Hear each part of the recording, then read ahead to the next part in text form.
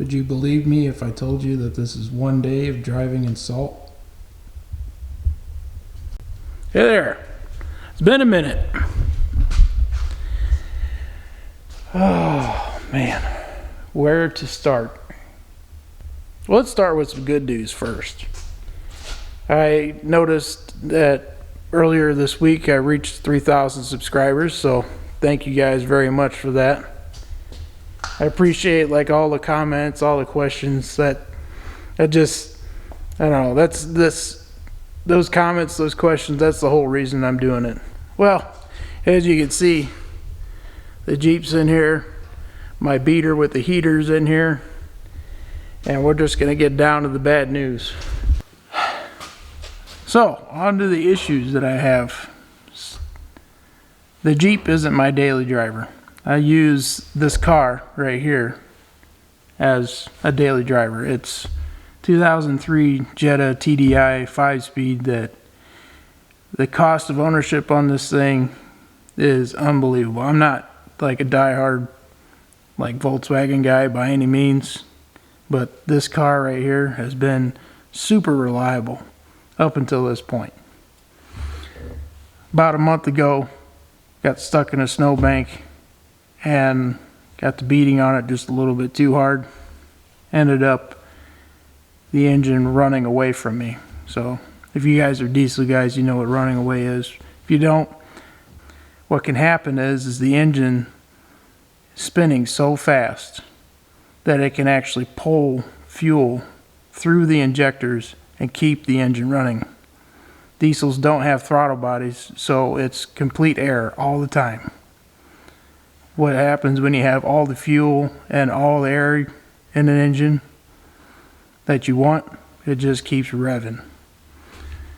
It finally stopped and found out that I'm down a cylinder and a half on it. So we pulled the engine out of it.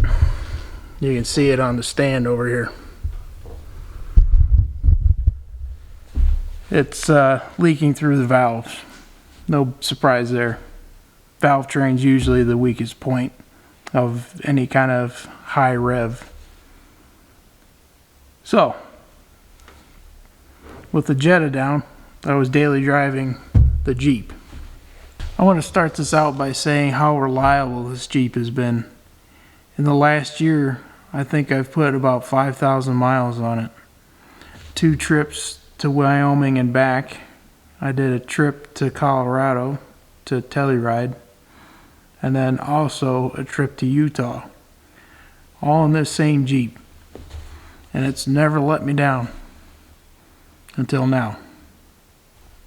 Daily driving the Jeep is doing fine. I hate driving it in the winter because of all the salt. I mean, you guys seen the side of this thing.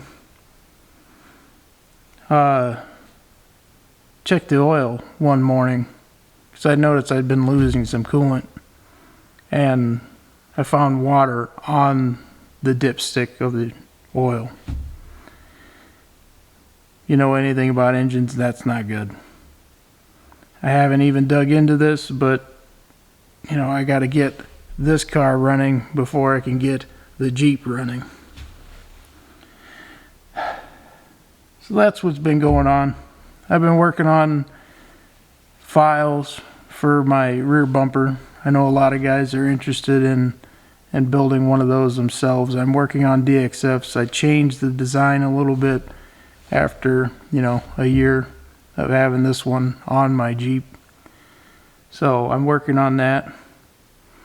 Working on getting a website put together.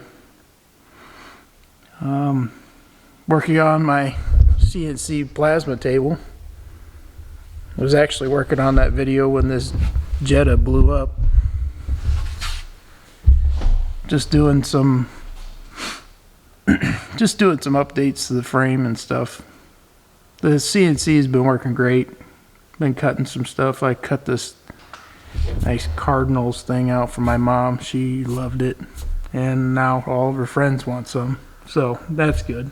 Yeah, I just figured I'd tell you guys what's going on. I didn't leave the channel. I'm not done uploading anything.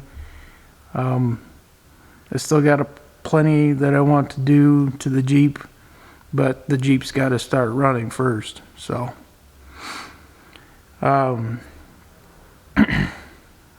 let's talk about plans for this year. Number one, get the Jeep running again. And then I'm going to start focusing on armor for this thing.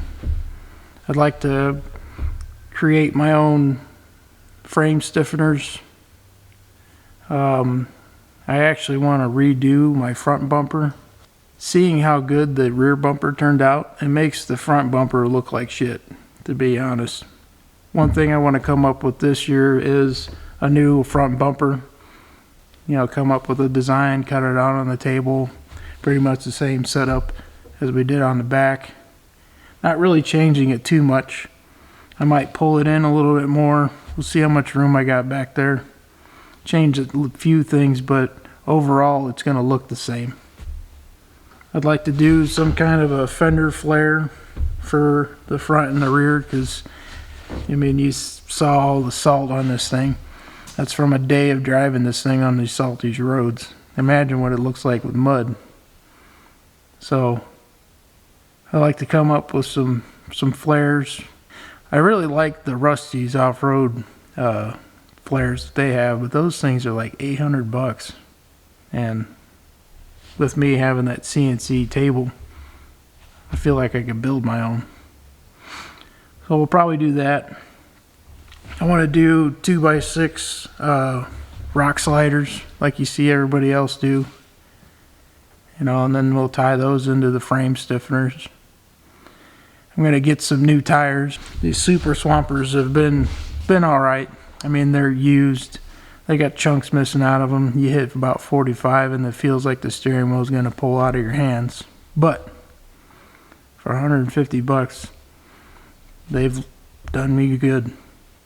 And possibly I want to redo my drawer system. Just so I want to get rid of the back seat in it and have kind of like a full sleeping platform. You know, I don't have any kids and stuff. I don't have, you know, a bunch of friends I'm taking on the trail with me, so having a back seat doesn't really make sense. Plus I could use more storage. I want to put onboard air on the Jeep for, you know, future lockers, and it'd be great to actually have a way to air up and air down. So, you know, being on trails would be a little bit nicer. That's what I got planned for this year. We'll see how much of it I actually get done. I want to get it all done, of course. So everything will have its own video.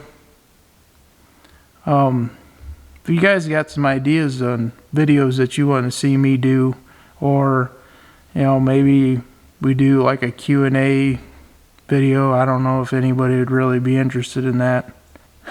Anything you guys want to see me make a video on, just let me know down in the comments, and we'll catch you on the next one.